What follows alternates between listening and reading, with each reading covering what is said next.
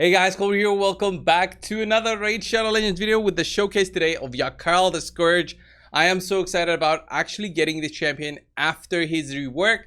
We'll be going over his kit today, showcasing him with the good pieces of gear that I have, which will provide him with over 250% critical damage, a lot of attack. We'll showcase his freeze ability, his damage ignorability on his A2 skill, as well as the 100% steal of Terminator skill that he has, but also showcase him with potential teams that you can build with champions that you have already. Yakarl The Scourge can be acquired through shards, but also most importantly through the clan shop, and that's where I got him. He is so good because of his recent change that has made his kit much better than it was before. Now he can actually be used in many teams out there as either a crowd control champion or a damage dealer, and he can also be utilized in many situations with other champions to create some fun combos, and we'll see that in a little bit. So getting things started, his kit looks like this. His A1 skill has a chance to freeze and will ignore defense based on if the target is frozen or not, so this is a very good skill. The chance to freeze is at 50%, which is still very good for a double hitting attack, so each hit has that chance to freeze. His A2 skill is a single target skill that both applies a decreased speed, can freeze a target if the target can be frozen, but if it's a boss, it doesn't say if it's a boss, but if it's a boss you cannot freeze them, but you can still steal the Terminator in most situations, and also give a 30% increased speed buff on this champion for 3 turns, which is amazing for that Terminator steal. It means you'll get an extra turn basically if the target's at 100% Terminator. Will ignore 50% of the target's defense against targets under freeze debuffs, and that is huge in terms of damage potential that you can see through this specific skill. And then finally, his A3 is the one that really changes things around, because he does have a chance to freeze at 75%, which is still very high, but goes to 100% against targets with 75% or more Terminator. This is an AoE skill with almost a 4 multiplier on its damaging skill. His A2 has a much higher damage multiplier because it's a single target skill, but the A3 skill is still very good because of the freeze chance, and especially if the target has Terminator already. He's got a short cooldown as well at 4 turns, by the way. And then he also has a passive where he increases the damage this champion inflicts by 10% for each champion in battle under a freeze debuff. This is very specific because it's champions under freeze and not just enemies, so very specific for dungeons. Also decrease the damage this champion receives by 10% for each champion in battle under a freeze debuff, so this does make him a little bit tankier. And also plays an unkillable buff on this champion for 1 turn whenever they kill an enemy under a freeze debuff. That is good to help him survive a little bit longer because of that unkillable buff. I just want to note, by the way, if you guys don't know, that if a target is frozen, they receive 75% of the normal damage that they would have had from enemy hits after they've been frozen. So it's not like a stun. A stun does make you take 100% of the damage, so there's no damage that is lost there. So just have that in mind when you're building a champion. Let's have a look at Yakarl and how I've built him for this showcase. Very quickly, I've built him with a cruel set and a lethal set. Lethal set is the best one that you can have. That is better than savage basically because of the extra crit rate. I did focus for attack percent where I could, and if I couldn't, I just focused for the right one. So critical rate, critical damage, attack percent on the chest piece, and the boots do have speed right there. And I went for an overall almost 6,000 attack here. Not the best, but it's still very solid. 187 speed, 244 crit damage, and 200 accuracy. The accuracy was what I focused a little bit more, just because of his chance to freeze on his A1 skill, his A2 skill with the decreased speed, and also the freeze, and also the Terminator steal that he has. So I wanted to have at least 200 accuracy there for when attacking targets such as damage dealers who usually don't have a great deal of resistance, especially for the arena. For other areas, the accuracy really needs to be tuned up if you're looking to apply some debuffs, especially other than his A3 skill, which is the freeze. Right? If you're trying to go for higher end dungeons, higher end Doom Tower, where the accuracy requirement is at about the 330 mark, then you need to be careful and add more accuracy instead of an attack banner like I have made for him right here.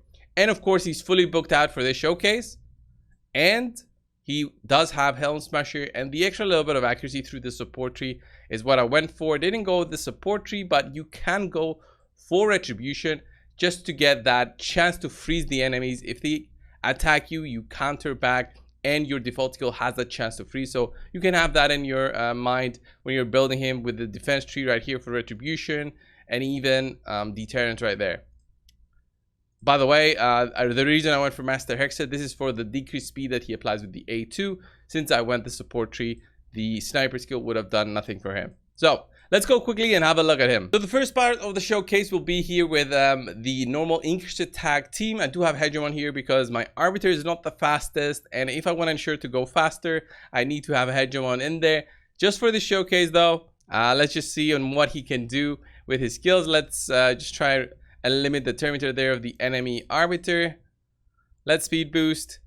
We now apply the decreased defense, and what we can do here, ooh, he actually went there. What we can do here is either go with the A2 skill with Yakarl when he does get a turn, or we can go with the A3 skill. So the A3 will ensure that all enemies are attacked, and a freeze is also applied to targets over 75% Terminator. So 3 of these targets will receive that freeze at 100% chance, and also will ignore any resistance. So that is huge already. So look at what I'll do here. Even with the decreased attack here, I don't really mind because I'll freeze them if I don't manage to kill them. And there you see that frozen there, that Gembo. So he didn't take a turn, and I can take him out because he basically lost his turn, and the unkillable was lost there. So another version of what you can do with this is, let's see, is you can utilize another freeze champion in the team, and I've put it I've put in Ninja there because he's an easier to get freeze champion. Again, Hegemon, so I can get the turn in, so I can show you guys what I'm trying to do here. The freeze champions that have an AoE skill, AoE freeze, are not so many, unfortunately, and some of them are actually void, which makes it even more difficult to build. But it is fun when you do have that freeze already applied, because the potential through the A2 skill for damage is there, and it's really nice to see the big burst of damage because of the 50% ignore defense on that single target. So let's see Ninja if he can apply the freeze here. He only applied it on 2 targets. That is fine. That is fine. So what I'll do right now is actually I'll take out one of the enemies here. I'll take out Cardiel here, who does have the freeze, and we will see Yakarl's A2 in action. No defense down. So let's see if we can actually take out this Cardiel. Boom, look at that, 177,000. That is pretty nuts, right? No decreased defense there, with just the ignore defense from the set that we have, and probably Helm Smasher, and also the potential that comes in from the freeze that's already on the target. So here we get knocked out by her, but we'll revive, and we'll be able to get our turn back. Like in this situation, I wouldn't have gone with the A2 usually. Since Yakarl has that big skill, the big A3, which freezes all enemies, I really want to use it whenever I can, especially when I clearly see the enemy Terminator bars, and then I know I'll be able to freeze them. And if I don't, I'll still do a lot of damage on them. So look at that, 84,000, 70,000, remember, without a decreased defense. So he's already so good. You can even build Yakarl as your second champion to go. So what you would have done with Yakarl is just have him with enough speed so he goes right after your Terminator booster and basically lock out the enemy team with just the freeze. And then you would have your other damage dealers do their job of the damage dealer. Yakarl would be there basically as a support through that 100% chance to freeze. So that's what I would have done instead, if that's what I would be focusing on. So just the freeze, all right? And let me just show you this fun team for the Doom Tower now. So the Doom Tower, it's really tough. It can get really tough with some of the levels. I think 104 is one of the toughest ones, or was it 114? So here for the Doom Tower, I think it's stage 114 that usually is troublesome. Let's have a look at the team that I've built. It's basically a showcase of Torment, but because of the 100% chance to freeze, you need the freeze champion in there, and Yakarl will enable this. And it's just a fun look at what can happen when you have a freeze, a 100% chance to freeze, when you have the HP burn, and then you'll just look at Torment, just take his multiple turns. This is just one of the fun interactions you can enable because of Yakarl's freeze, the 100% chance to freeze. Because look at that, 5 champions here with 100% turn meter almost. We'll freeze them all right now. And once they start getting turns, you'll just have to see Torment and the multiple turns that he'll be taking. So I'll just do the A1 here and just look at how many times he'll be doing his A1 skill, because whenever they take a turn with both a freeze and an HP burn, they trigger Torment's A1 skill, where he also has a stun set, and it's really, really fun. Look at that. Boom. 1, 2, and then it should be 2 more. 3, then 4. That didn't trigger. That was weird. He did have a freeze. But yeah, just have a look at all their healths now because of what we just did. So if I also had the defense down weekend, this wave would have probably died. And it's so powerful, it's crazy. So here with the A2, I'll just go there and turn meter steal as well, or try to. I just remembered my accuracy is not that high for the Doom Tower, but it's still, you know, really, really fun to see Yakarl do that. So let's have a look at Yakarl over with the big damage test and see what he can do when all the buffs are given to him. He's got a lead as well, with which boosts the attack. I think it's for all battles, if I remember correctly. So I put him there in the lead, and let's see, we applied some poisons around ourselves. So let's see the big A3 here, the potential of that big A3. Look at that, 275 completely evaporates the wave. I wonder if this would have been the case with just the defense down. So let's see if we can do this again and see him in action. So let's see, 275k. That was honestly surprising from his A3 skill. So let's put defense down weekend only.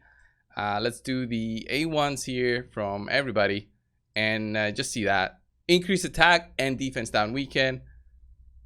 Oh, look at that, 165. There was no weekend here.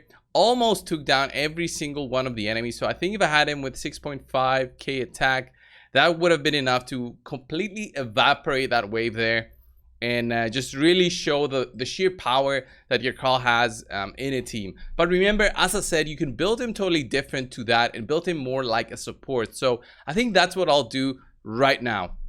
So what I've done now is I've built Yakarl with this set of gear: high speed, good amount of accuracy to be utilized in other areas of the game, but especially right now you want to use him as the second person to go before your other champions. He needs to go after your first initial turn meter boost.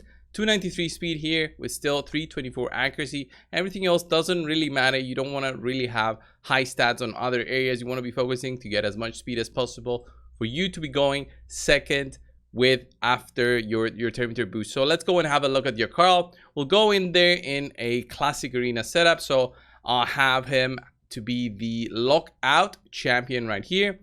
After let's say we've got CP there, who is my fastest one, or should I go with lower speed? Let's just go with lower speed than that, and then we'll have our normal combo of a defense down champion. So that's going to be Madame Ceres. And then we'll go, let's go with the proper Madame Ceres. And then we'll go with the normal damage dealer that we have. It can be anything, but for this one, of course, I'm going to go with Trunda. So we'll see him in action, where he will be freezing all enemies regardless of their resistance. All right. So here we should be able to get a turn. And look at that. Just put it on a 1x speed. You'll see every single one of the enemies frozen. He is void affinity, so that will ensure no weak hits. He cannot be resisted. There's no chance for you to not control the enemy team right now. So you do this. Look at that beautiful freeze on every single one of the targets. You apply the defense down to enable Trunda, and then Trunda will go and take them out. Completely worked perfectly, and that's what you want to see from a control champion. You want to establish control at 100% chance. It's even better because he's void. It's even better because it's unresistible, so the resistance of the enemies don't really matter. The only problem here that we'll see is the immunity from Folly, which is unfortunate.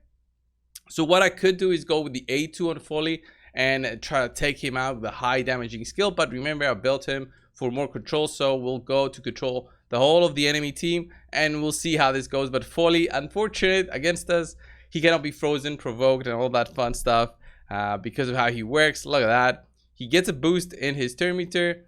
He might be able to take a turn before us, but he did have a decreased attack, which basically neutered him from taking us out. So that was good. That was good that I had Madame Series in there. And then I go out and take them. And yeah, Trunda does the damage dealer role very, very well. And that's why she's number 1. So you have seen how good that is. He can also work very well in dungeons because of that high turn meter manipulation. An example of that is the spiders then.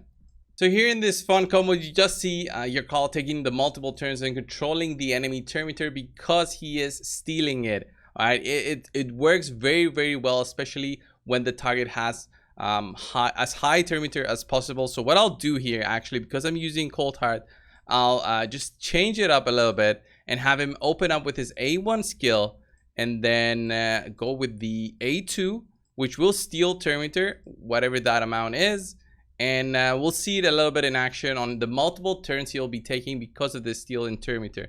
That works very well also in the faction wars. If you still have some issues, which is unlikely for the barbarians, but if you still have them, he'll be the key there to just help you completely destroy the 21st difficulty of the faction wars.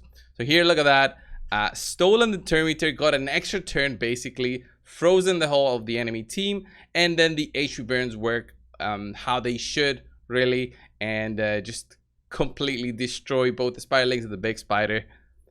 And you should see Yakarl pretty soon get more and more turns. Look at the A2 again, completely destroys the turn meter, almost full again.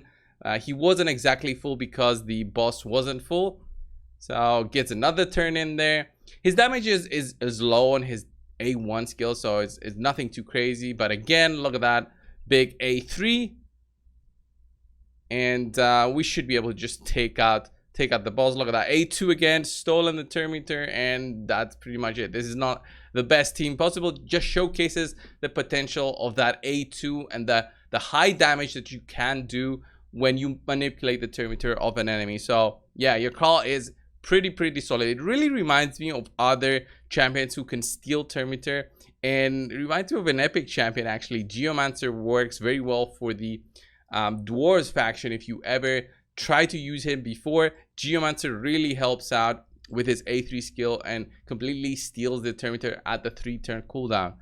So yeah, have that in mind when you're building a team, that you can do that and just manipulate the turn meter like crazy and make the fight go your way. So Yakarl, I think he's definitely worth the purchases from the clan shop. Definitely worth putting that effort into getting those clan shop coins and finally unlocking this guy over really anything else that the clan shop offers.